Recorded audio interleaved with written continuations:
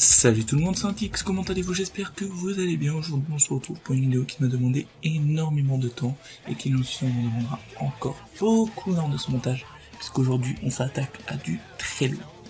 Vous le savez ou non, mais le 27 avril prochain sort dans les salles Captain America Civil War.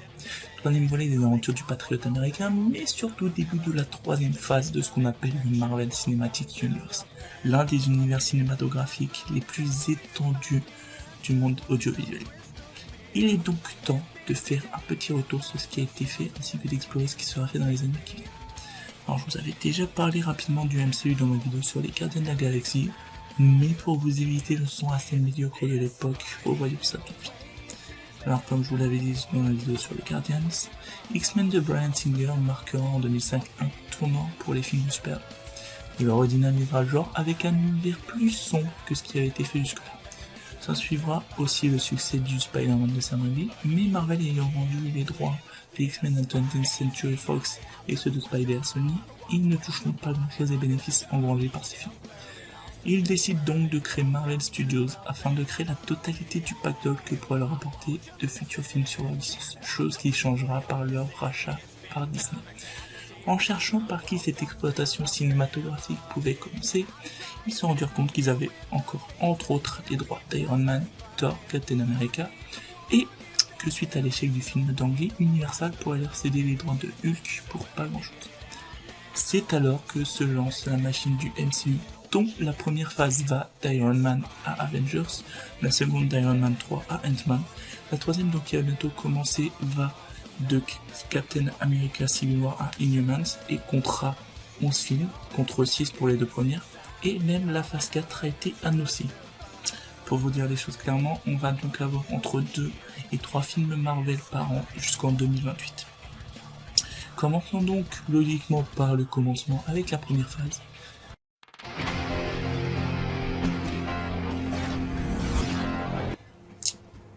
Donc en 2008 sort Iron Man avec Robert Downey Jr. dans le rôle titre. Ce film nous raconte l'histoire de Tony Stark, playboy milliardaire et fabricant d'armes, qui lors de la présentation d'un nouveau prototype de missile en Afghanistan se fait enlever.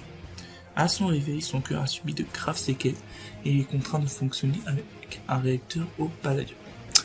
Tony réussira à s'échapper grâce à une armure faite de briquets de broc. Il rentre chez lui, il reconstruira une version plus améliorée, plus sophistiquée et surtout mieux armée de son armure pour aller défendre la veuve et l'orphelin contre les mauvaises utilisations qui seraient faites de ses armes. Il finira même par dévoiler son identité ou un jour à la fin du film. Alors, le personnage pété de thunes, égocentrique et en tout peu énervé, et bien qu'à la fin l'égocentrisme de Tony Stark s'atténue, il reste quand même assez égocentré, hein. Ça va faire répétition, mais il est très égocentré.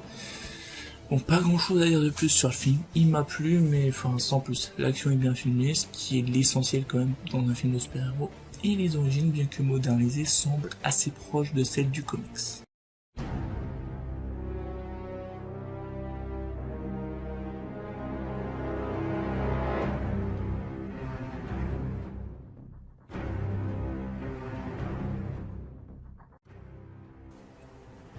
La même année sortira ce qui est encore un ovni dans le MCU pour ma part, l'incroyable Hulk. Alors, on ne sait pas si c'est une suite ou un reboot, et à vrai dire, le film ne semble pas le savoir non plus.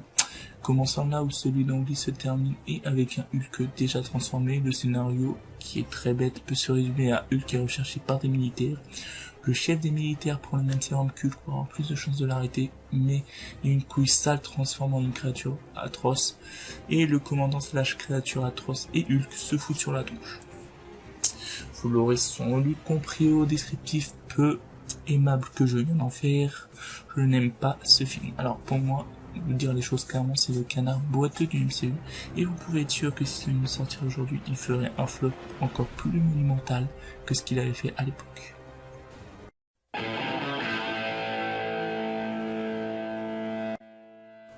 Continuons dans les déceptions avec Iron Man 2, sorti en 2010. Dans ce film, Tony est malade. Son lecteur infiltre un poison dans son organisme. De plus, s'ajoutera à ça l'arrivée d'Ivan Vanko, fils d'ancien partenaire de Howard Stark, père de Tony qui aurait donc trahi le père d'Ivan. Ivan donc veut se venger et attaque Tony.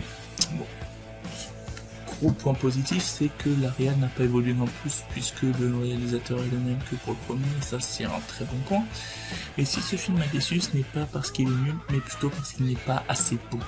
Est-ce que vous arrivez à faire la différence? Pour expliquer très grossièrement, je m'attendais à ce que le film aille beaucoup plus loin, alors qu'il est du même niveau, voire en dessous à certains passages de son prédécesseur.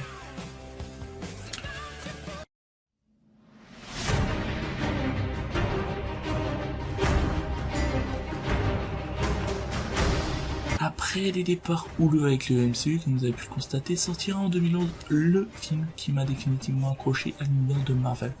Après une attaque des gens des glaces dont les Asgardiens se défendent assez bien comme, Thor est exilé sur Terre et privé de pouvoir par son père car il était trop arrogant. Odin, entre nous là comme ça. Sur Terre, ça existe aussi, ça s'appelle la crise d'adolescence et c'est pas pour autant qu'on prime nos manques de smartphones ni de consoles et qu'on les envoie sur d'autres planètes. Quoi?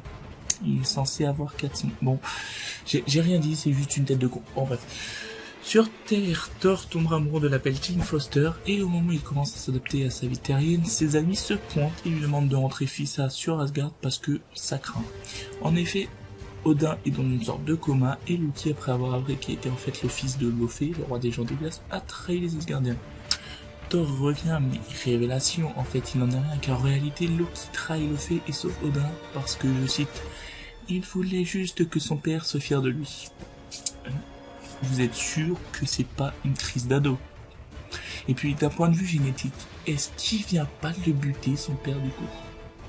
Enfin bref, niveau technique c'est sublime, et malgré que le scénario soit un peu réchauffé avec le fils qui veut prouver sa vraie valeur à son père et blablabla, c'est donc un tout bon pour moi.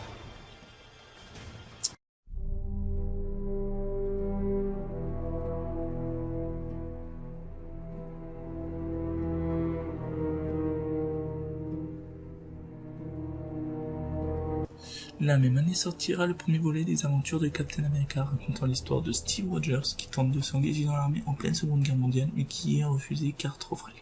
C'est alors que le docteur Erskine propose d'intégrer la section scientifique de recherche. Celui-ci accepte et sera le projet d'une expérience qui vise à le transformer en super soldat. Mais une couille dans le pâté, comme dirait l'autre. Car dans la salle se trouve un traître qui tue Erskine. Ce dernier n'ayant pas noté la formule du sérum, celle-ci se retrouve perdue et Steve est contraint de devenir un artiste de propagande pour l'armée plutôt que le soldat qui était censé être. Mais en apprenant que son meilleur ami Bucky Barnes est tombé aux mains de l'ennemi, il décide fissa d'aller affronter seul l'Hydra. Il arrivera à secourir son ami, chapeau le type quand même. Il fera la rencontre deux Red Skull plutôt, il y en a qu'un, qui s'échappera tranquille pépère. Et un peu plus tard, alors que Captain et son équipe tentent d'attaquer le train d'un scientifique de l'Hydra, Bucky tombe du train et semble mourir. Hermine Zola, le scientifique, révélera où se trouve Red Skull et le Captain, puis en remontée, décide d'aller lui péter la gueule. Durant leur combat, le Tesseract, un cube qui contient une des pierres d'infinité, est endommagé. Alors que Red Skull le prend en main, il se dissout. Red Skull, pas le cube, lui, il tombe juste sur Terre. Contraint de faire s'écraser la Valkyrie, Captain se crache en Arctique. Que penser de ce film? La mise en scène est basique, vu que tout le film est un flashback, mais l'époque des années 40 est bien retranscrite et les acteurs sont assez bons, sans pour autant dire qu'ils soient transcendants.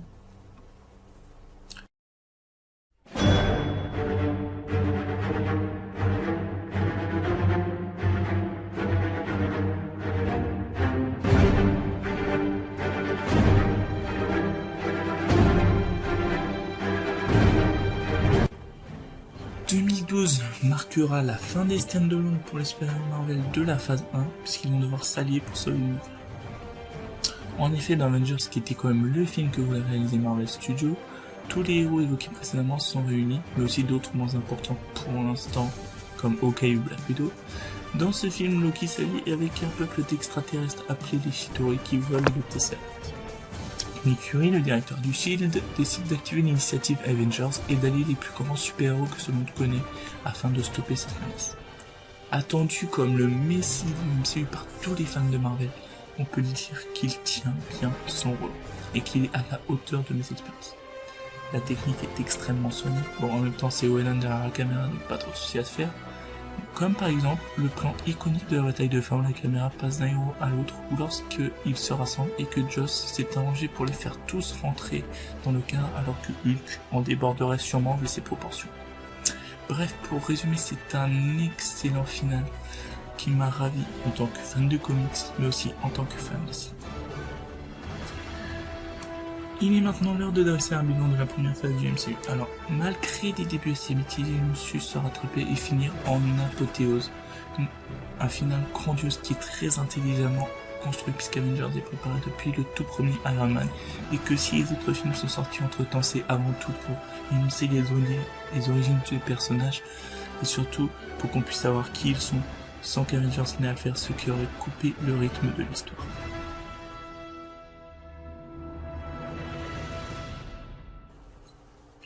S'il y a bien une habitude que Marvel a su mettre en place, c'est la scène post-générique.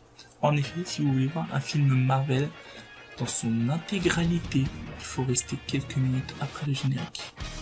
Faisons un très rapide point sur celle de la phase. Alors dans celle d'Iron Man, on voit Tony rencontrer Nick Fury, ce dernier annonce qu'il n'est pas le seul super-héros qui existe. Bon, quand je vous dis que Avengers est préparé depuis bien longtemps. Alors celle de Hulk est comme tout le film, un mindfuck total. Stark revend le général Ross et nous montre la création des Avengers. Quand je l'ai vu, une question tournait dans ma tête et trop tôt. Pourquoi aller voir le général Ross? Vous verrez, on y reviendra un peu plus tard dans le vidéo. Celle d'Iron Man 2 ne sert qu'à faire du teasing sur le film Thor. On y voit l'agent Coulson appeler Fury lui dire qu'ils l'ont trouvé et va lancer en venir de monter le Thor. En parlant de Thor d'ailleurs, alors dans son film, la scène post-générique, je n'ai pas bien compris en fait, donc on voit le docteur Sedwig apporter le Tesseract à Fury, mais à la fin on se rend compte que c'est lui qui manipule Sedwig. Ok. Alors dans Captain America, Steve se réveille dans un décor aménagé pour faire passer une chambre de l'année 40. Il s'en échappe et se rend compte qu'il est à notre époque. Il est alors approché par Fury, ce qui tease Avengers. Dans Avengers d'ailleurs, il y a deux scènes. Une très utile et une beaucoup moins. La première, donc la très utile, nous révèle les distances de Thanos, et la seconde, la plus what the fuck, nous montre les Vengeurs manger silencieusement dans un fast-food.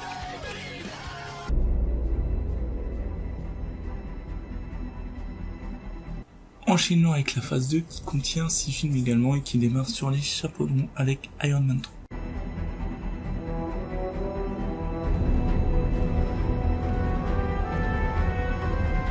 Alors dans ce film, Stark, suite aux événements de New York, est devenu insomniaque et construit pour s'occuper chaque nuit des armures. C'est alors qu'arrive un nouveau méchant, le Mandarin, chef des Tisano, le groupe terroriste qui avait enlevé Tony et qui est à l'origine de plusieurs attentats. Lorsqu'Happy Hogan, le chef de la sécurité de Stark Industries et aussi ami de Tony, est victime de l'un de ces attentats, il décide d'enquêter.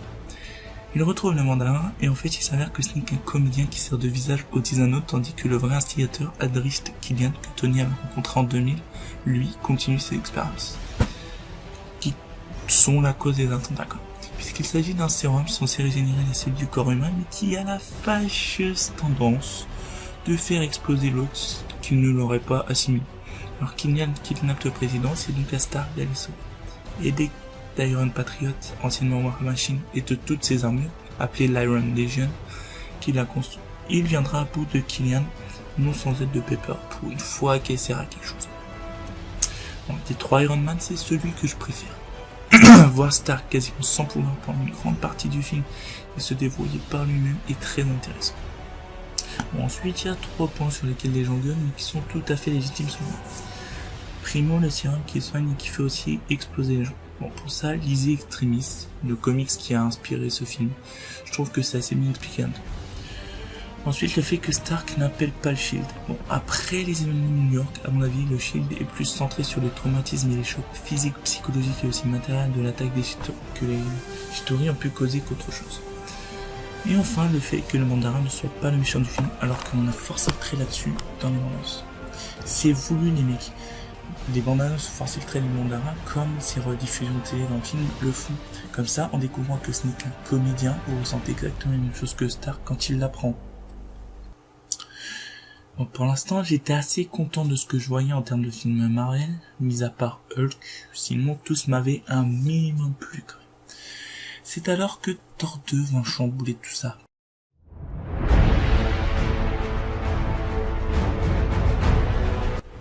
Dans ce film, Jane et son amie Lucy explorent une usine lorsqu'elle tombe par hasard sur une colonne de pierre qui contient l'éther.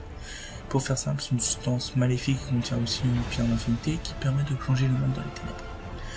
Jane se retrouve possédée par l'éther en apprenant ça Thor arrive sur Terre et ramène Jane à Asgard. Entre-temps, Malekith, chef des elfes noirs, s'est réveillé et est bien décidé à se venger des dieux asgardiens mais aussi à prendre le contrôle de l'éther. Malekith tente une attaque frontale au palais asgardien et en voulant protéger Jane, la mère de Thor meurt. Dévasté et contre les conseils de son père, Thor se lance à la poursuite de Malekith avec sa bande et son frère Loki. En affrontant le second de Malekith, Loki est tué. Bon, décidément, être un parent de Thor tue. Bon, pardon pour cette blague. Passons vite enchaînement. Alors Thor affronte Malekith, il réussit à l'envoyer là d'où il venait et Malekith meurt écrasé par la chute de son maison. Thor retourne sur Asgard pour annoncer à son père qu'il ne voulait pas du trône.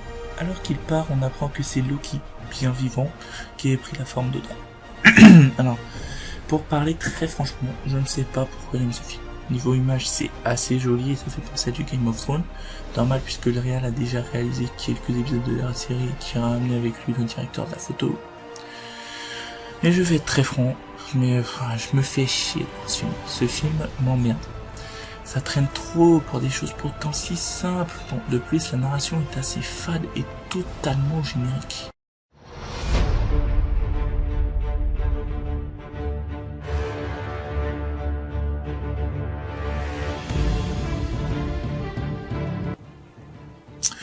Mais ma haine se dissipera vite avec la sortie de ce film, suite du film qui m'a fait véritablement aimer le MCU.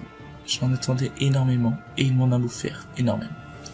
Tandis que le Captain essaye peu à peu de s'adapter à la vie moderne du côté du Shield, c'est la merde clairement. Fury est attaqué et meurt sur la table d'opération et Captain et Black Widow sont considérés par des fugitifs. Rejoints par Sam Wilson aka le Faucon, ils comprennent que Lylla a infiltré le Shield. Captain reconnaît en l'homme ayant tiré sur Fury Bucky Barnes, son ex-meilleur ami. Captain, le Faucon et Black Widow l'arrêtent et sont exfiltrés par l'agent Hill. Et là on comprend que Fury n'a fait que simuler sa mort. Ils annoncent alors au Shield que plein de taupes s'y trouvent et éclate alors un affrontement entre les vrais agents du Shield et les agents de l'Hydra. Bucky change de camp et la taupe originelle est abattue.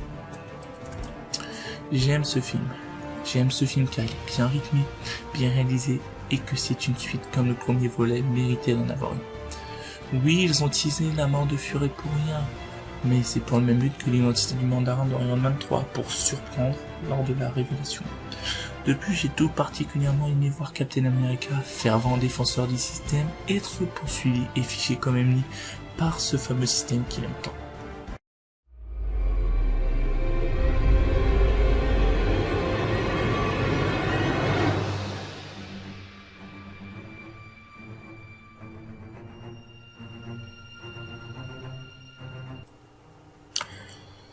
Une vidéo lui a déjà été consacrée, mais pour résumer vite fait, c'est l'histoire de Peter Quill, Gamora, Rocket et Groot qui se font arrêter alors qu'ils couraient tous après l'orbe. Ils se font arrêter et jeter en prison, là-bas ils font la connaissance de Drax. Nos 5 compères s'échappent de la prison et essayeront de revendre l'orbe, mais les méchants débarquent, s'emparent de l'orbe et veulent détruire Xandar. Nos héros les en empêchent, le méchant meurt et nos héros sont graciés. Pour résumer, j'avais aimé, surtout la bande-son. Pour plus d'infos, je vous invite à aller voir la vidéo de l'époque. Lien dans la description.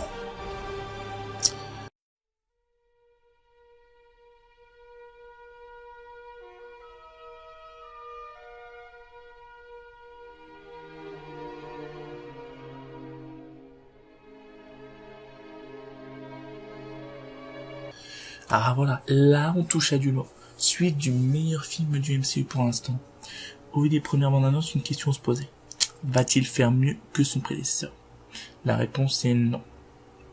Il est bon. Très bon même. Mais pas au niveau du premier qui frôlait l'excellence. Dans celui-ci, les Avengers sont confrontés à Ultron, une intelligence artificielle créée par Banner et Stark et qui est bien décidée à détruire l'humanité. Ultron s'alliera avec Scarlet Witch et Quicksilver qu'il manipulera et quand ces derniers s'en rendront compte, ils rejoindront le camp des Vengeurs. Suivi par la Vision créée par Ultron de toutes pièces mais qui préférera se battre aux côtés des Avengers.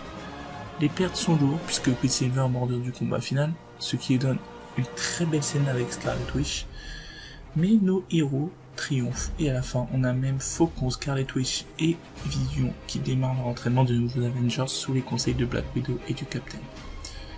J'ai extrêmement aimé ce film comme je vous l'ai dit, mais pas autant que le premier, même si tout est de qualité égale au premier Avengers.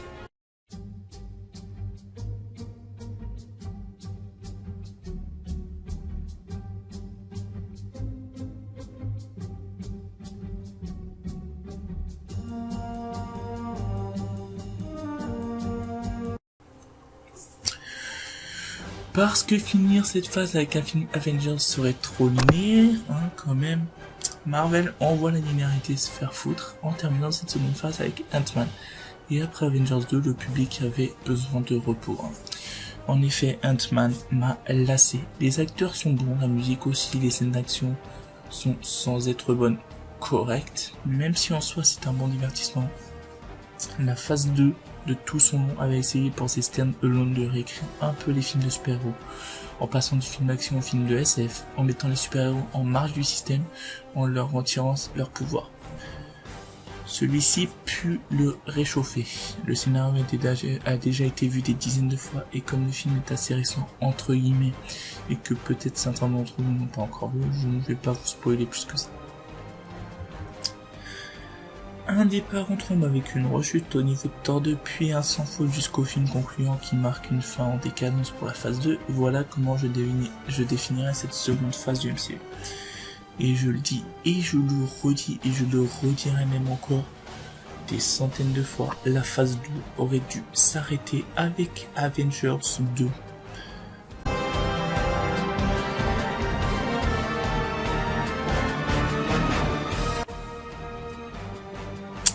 Bon, comme pour la première phase, les scènes post-génériques. Alors, dans Iron Man, pas vraiment d'intérêt, on voit juste Stark raconter ses souvenirs à Banner.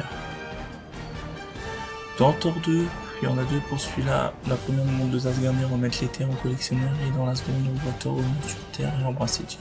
Bon, voilà, à l'image du film. Celle des Guardians, j'en avais déjà parlé en détail dans ma vidéo sur le sujet, donc je vous y réfère. Celle d'Avengers 2, on y voit Thanos quand même décider de se bouger le croupion et décider d'aller lui-même chercher les pierres d'infinité. Oh, putain, c'est pas trop tôt. Ant-Man en possède deux, donc la première.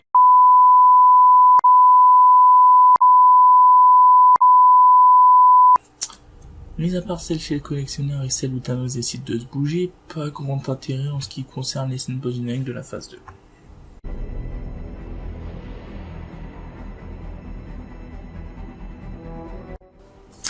Et bien évidemment, comment ne pas évoquer les Marvel One-Shot, petits courts-métrages racontant la vie des personnages secondaires. Il y en a 5.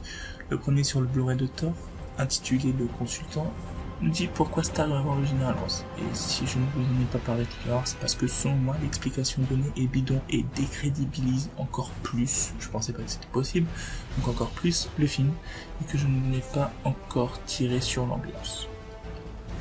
Le deuxième, A Funny Things Happened on the Way to Thor's Hammer, nous montre comment Coulson a arrêté un braquage en se rendant sur les lieux du crash de Mjolnir. Il se trouve sur le Blu-ray de Captain America Premier du nom, et j'ai plutôt bien aimé. Le troisième, ITM 47 plutôt, est le moins intéressant de tous. Il montre juste un couple se faire arrêter par le Shield après plusieurs braquages à l'aide de technologies extraterrestres. Vous le trouverez sur le Blu-ray d'Avengers si ça vous intéresse. L'avant-dernier, se situant sur le Blu-ray d'Iron Man 3 et se nommant Agent Carter, nous montre comment Peggy a rejoint le Shield. Une belle histoire, mais est-ce que nous n'aurions pas pu attendre la série pour ça? Et le dernier, All Hail the King, est un faux reportage sur le faux mandarin d'Iron Man 3 et sur le Blu-ray de Thor 2, et je le trouve personnellement très intéressant. Je ne vous parlerai pas des séries Marvel ici, pour simple raison qu'aucune ne m'intéresse vraiment. Je n'en ai donc aucune. Je n'en ai donc vu aucune pour le moment et je ne pense pas en regarder une de sitôt. Surtout qu'en ce moment, j'ai une grosse vidéo à vous préparer. Bon, un peu moins grosse que celle-ci quand même, mais grosse quand même, ainsi que les cours à gérer. Mais avant de se quitter, passons en revue ce qui nous attend. Civil War qui sort donc le 27 avril et l'affrontement ultime entre deux camps, celui du Captain et celui d'Iron Man. Dans les comics, c'est à cause d'une loi sur la révélation de l'identité des super-héros, mais dans le film, cela semble plus lié au personnage de Bucky qu'autre chose. En 2016 sortira aussi Doctor Strange. Alors on ne sait pas grand chose sur ce film pour l'instant, on se doute que ce sera une origin story quand même. Et une autre certitude, c'est que c'est Benedict Cumberbatch, un acteur que personnellement j'aime beaucoup et que j'ai découvert dans la série Sherlock que je vous conseille plutôt aussi. Donc Benedict Cumberbatch qui interprétera le rôle du Docteur Strange. En 2017 sortiront 3 films. La suite des Gardiens de la Galaxie, dont la date est finalement inconnue, contrairement à ce que je vous avais indiqué sur la vidéo, sur le premier volet. Et on sait que Kurt Russell a rejoint le cast de ce film. Sortira également le film Spider-Man, qui semble parti pour être un énième reboot de l'Homme Araignée, ainsi que le 3e volet des aventures du blondinet nordique, qui a l'air d'envoyer du lourd puisque ce titre est Ragnarok, ce qui, après des recherches dans la mythologie nordique, a un rapport avec la fin du monde, rien que ça. 2018 contiendra aussi 3 films, Black Panther, sûrement une origin story, Ant-Man 2, où l'on verra sûrement Hope en la guêpe, puisque le film sous-titré The Wasp, ce qui veut dire la guêpe en anglais, et aussi Avengers 3 partie 1 sur l'Infinity War. Alors, je ne vais personnellement pas lire les comics, je préfère lire la suite. Et enfin, 2019 conclura la 3e phase avec 3 films là aussi, Captain Marvel, là aussi une origin story sûrement, Avengers 3 partie 2 et Inhumans. Bon, ok, Marvel a décidé de pisser sur le cadavre de la linéarité, mais passons. Bon, pour Inhumans, on peut s'attendre à un film comme X-Men, mais sans la licence X-Men, quoi, puisqu'en gros c'est la même chose. Ma plus grosse crainte sur la phase à venir étant la lassitude qui a déjà commencé quand on voit qu'on aura 3 films Marvel par an et des assez gros en plus, on se dit qu'à trop vouloir faire dans la quantité, Marvel risque de négliger la qualité. Sur ce, j'espère que ça vous a plu, n'hésitez pas à liker la vidéo car elle m'a demandé beaucoup de travail, et aussi abonnez-vous pour ne rien louper de mes prochaines sorties vidéo. Et salut tout le monde, ciao et à bientôt, bye.